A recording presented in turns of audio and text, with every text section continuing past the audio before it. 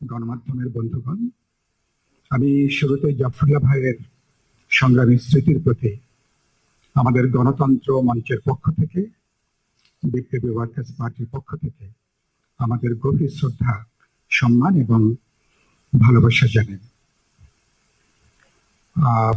জাফরুল্লাহ ভাই মারা গেছেন গত বছর 11 এপ্রিল।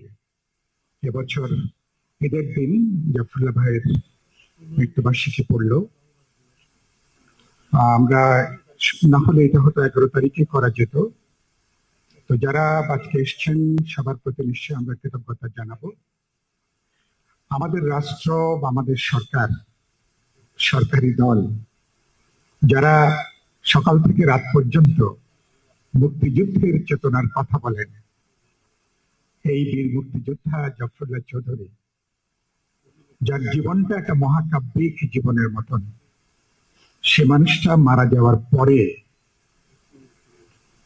এই রাষ্ট্র, সরকার, সরকারি দল তারা ন্যূনতম সম্মানটুকু তারা দেখাতে পারেনি।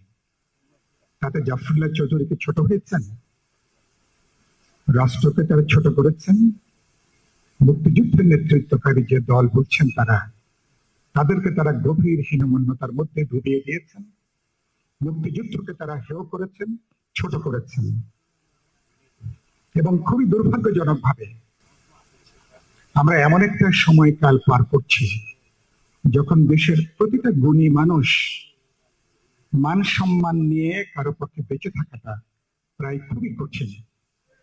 এবং গত অনেক বছর ধরে এমন কোন গুরুত্বপূর্ণ গুণী মানুষ নাই যাকে এই সরকার, যাদেরকে চিনতে পারেনি তার বাইরে, তাদেরকে অপমান করেনি, অপদস্থ তাদেরকে হতে হয়নি। খুবই দুর্ভাগ্যজনক। জাফরুল্লাহ চৌধুরীকে আমি কদিন আগে বলেছি একটা দলের এই স্মরণ সভাতে, আমাদের জনপদ যে সমস্ত অসাধারণ ক্ষণজন্মা মানুষ, নির্ভীক, সাহসী, প্রতিবাদী এবং জনগণের প্রকৃত বন্ধু, দরদী, দেশপ্রেমিক, এই ক্ষণজন্মা মানুষদের একজন হচ্ছেন জাফরুল্লাহ চৌধুরী। এবং এই জায়গা থেকে আমার সঙ্গে প্রায় 50 বছরের, 5 দশকের পরিচয়, এবং এই পরিচয়ের নানা সময় গেছে।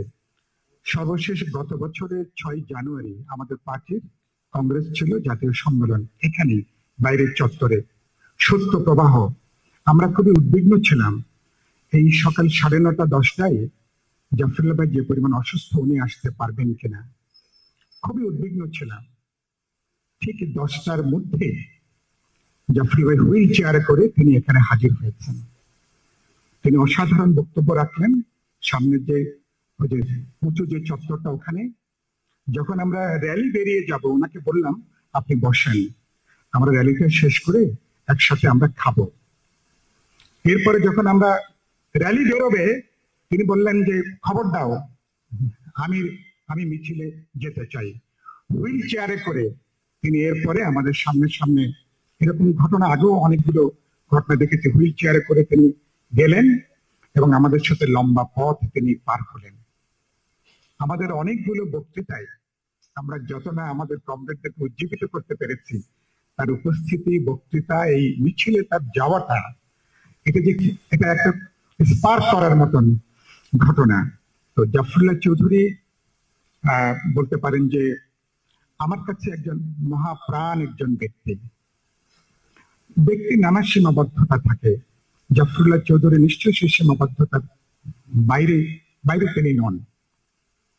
কিন্তু আমি গত 50 বছরের সাক্ষী, আমার ছাত্র জীবন থেকে শুরু করে যে কোনো রাজনৈতিক দুর্যোগ, সামাজিক দুর্যোগ বা প্রাকৃতিক দুর্যোগ, সবার আগে মানুষের পাশে তিনি দাঁড়িয়েছেন।